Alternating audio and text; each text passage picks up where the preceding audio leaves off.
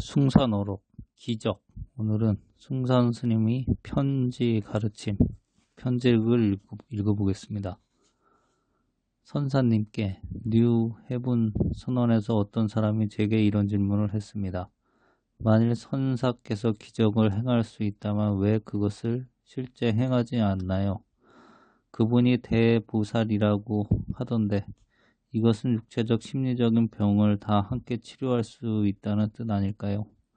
왜 선사님께서는 장님을 눈뜨게 한다거나 미친 이를 만져서 온전한 사람으로 고치는 일 같은 예수가 했던 일을 하지 않으시나요? 단지 무리로 걷는 기적만이라도 보여준다면 많은 사람들이 선을 믿을 것이고 그로 인해 참선도 하고 결국은 깨달음까지 얻게 될 텐데 그런데도 선사님은 왜 모든 사람들을 위해 기적을 행하지 않으십니까? 이와 같은 질문에는 어떤 답을 해야 될까요? 1975년 7월 26일 무각 올림. 무각 스님에게 편지 잘 받아보았습니다. 사람들은 흔히 기적을 바랍니다. 또 만일 기적을 보면 거기에 너무 집착하게 됩니다. 그러나 기적이란 단지 기술일 뿐입니다. 참다운 방법이 못 됩니다. 만일 선사가 기적을 자주 사용한다면 이것을 본 사람들은 그의 어떤 기교에 너무 집착하게 되어 참다운 도리를 배우려 들지 않게 됩니다. 만일 의사가 병자에게 그의 병을 고쳐주면서 다른 병을 얻게 해준다면 그 의사를 훌륭한 의사라고 할 수 있겠습니까?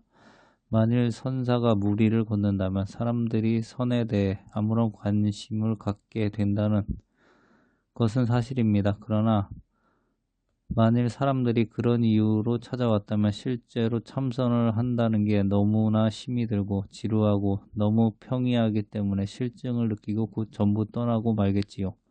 당신은 황벽선사 이야기를 알고 있을 겁니다. 그 선사는 다른 승려와 함께 여행을 하다가 강에 다다랐습니다. 그 승려는 조금도 머뭇거리지 않고 무리를 걸어 강을 건넌 뒤에 황벽선사에게도 똑같이 하라고 시켰습니다. 황벽선사는 이렇게 말했습니다. 만일 내가 저놈이 나은인 줄 알았다면 강에 닿기 전에 다리를 분질러 놓았을 것이다. 눈 밝은 선사는 사람들이 업을 알고 있습니다. 부처님께서는 이런 말씀을 하셨습니다. 내가 스스로 지은 업은 내 스스로 원할 때만 소멸시킬 수 있다. 아무도 내가 내 업을 없애도록 만들 수는 없다. 또 부처님께서 이런 말씀도 하셨습니다. 내게는 좋은 약이 많다. 그러나 너 대신 내가 먹을 수는 없다. 부처님께서 눈이 먼 사람들이나 신체가 불구인 사람들을 위하여 이미 가르침을 베푸셨습니다. 그러나 대부분의 사람들이 쉬운 해결책을 원하기 때문에 자기들을 위해 일을 해줄 또 다른 사람들을 찾아다니는 겁니다.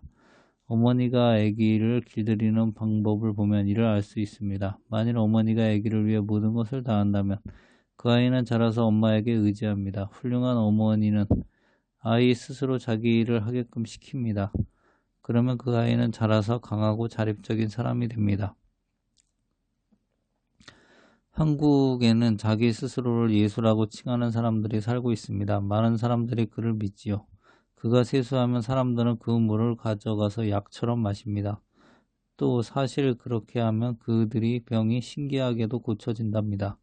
그러나 이는 그들이 몸의 병을 고친 것입니다. 그들은 이 사람이 기적을 행한다고 굳게 믿고 있기 때문입니다. 만일 그들이 그를 믿지 않는다면 그는 전혀 기적을 행할 수 없습니다. 마찬가지로 사랑에 빠진 총각, 처녀는 첫 번째 입맞춤을 할 때 그들의 입술에서 신기한 느낌이 생기는 것을 경험합니다. 총각의 손이 애인이 몸에 닿게 되면 손가락 끝에 전기가 일어나는 것을 느낍니다. 인도에는 이러한 종교 지도자들이 많습니다. 그러나 이는 좋은 가르침이 못 됩니다. 제자들로 하여금 지도자에게 매달리도록 만드는 것입니다. 제자들로서 어떻게 해야 자기 스스로 기적을 행하게 되는지를 결코 알 수 없습니다. 그래서 그들은 자신을 위해 행동하기가 어렵습니다. 기적만으로 악업을 소멸시킬 수 없습니다. 그것은 단지 기교일 뿐입니다. 예수가 라자로를 무덤에서 일으킨 것으로 무슨 문제가 해결된 바가 있습니까? 나자로는 예전과 똑같은 업을 지닌 채 결국 죽어야 했습니다. 부처님이 10대 제자 중 한 사람이었던 목련존자는 큰 기적을 행하는 사람이었습니다. 하루는 목련존자가 명상하는 도중 카필라 왕국이 곧 전쟁으로 인해 멸망하리라는 것을 보았습니다. 그래서 그는 이런 생각을 했습니다.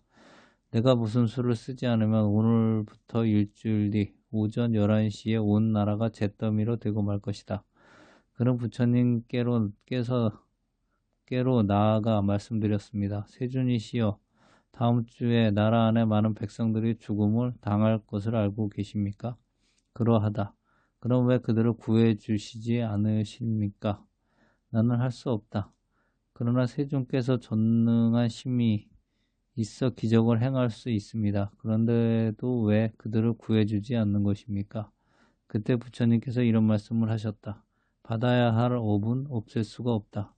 그러나 목련존자는 그 말을 믿지 않았습니다. 반면 그는 부처님께서 자비심이 없다고 믿어 매우 화가 났습니다. 그래서 그는 온 나라를 조그맣게 만들어 바리떼에 집어넣고 그 바리떼를 평화롭고 고요한 도솔천에다 일주일 동안 두었습니다. 예정된 시간이 지난 뒤 목련존자는 깊은 안도의 숨을 쉬고 혼잣말을 했습니다. 아, 이제는 됐구나. 목련존자는 그 바리떼를 다시 땅에 내려놓았습니다. 그러나 그가 뚜껑을 열고 안을 들여다보니 조그만 나라는 이미 전쟁을 일으켜 망한 뒤였습니다. 마술이란 단지 기교일 뿐입니다. 어떤 사람들은 카드로 어떻게 재주를 부리는지 알고 있습니다. 겉으로 보기에는 무슨 마술 같지만 알고 보면 단지 눈속임에 불과한 것입니다. 우리는 단지 실제로 무슨 일이 벌어지고 있는지를 모르고 있을 뿐인 것입니다. 우리가 기적이라고 부르는 것 역시 같은 것입니다. 사람의 의식을 빼앗아서 마음대로 조종하는 것입니다. 이것은 아주 강력한 힘을 발휘할 때도 있습니다. 옛날 중국의 도수를 아주 잘 부리는 장수가 한 사람 있었습니다. 전쟁 때면 그는 엄청난 수의 천군을 만들어서 하늘로 날아가게 했습니다. 반대편 군대는 겁에 질려서 천군에게 항상 떼죽음을 당했습니다. 그런데 우연하게 반대편 군대에 현명한 장수가 한 사람 있었습니다. 그 장수는 무슨 일이 벌어지는지 알고 있었습니다. 그래서 장수는 자기 편 병사를 불러 모아 그 앞에 커다란 수장공을 높이 올려두었습니다. 그리고 이렇게 말했습니다. 병사들은 이 수정을 뚫어지게 쳐다봐서 잡념이 없도록 마음을 맑게 해야 한다. 그러면 안전하리라. 그러나 만일 주위를 살펴본다거나 잡념을 갖기 시작하면 천군에 의해 반드시 목숨을 잃으리라. 그래서 모든 병사들은 마음을 맑게 해서 마술에 걸려들지 않을 수 있었습니다. 곧 천군들이 나타났습니다. 잠시 동안은 허공에 떠 있을 수 있었지만 곧 전부 가랑잎으로 변해 땅으로 떨어지고 말았습니다. 만일 누구라도 기적을 행하고자 하면 그 방법을 배울 수 있습니다. 그러나 이는 올바른 길이 아닙니다. 눈 밝은 선사는 사람들이 바른 길을 찾는 데에 기적이나 마술이 결코 도움이 되지 못한다는 것을 알고 있기 때문에 이를 행하지 않습니다. 자기 업을 없애는 유일한 방법은 의식을 공하게 만드는 길밖에 없습니다. 거기엔 기적이라는 것이 없습니다. 대신 거기엔 올바른 견해와 수행만이 있을 따름입니다. 이것이야말로 참다운 기적인 것입니다. 1975년 8월 3일 숭산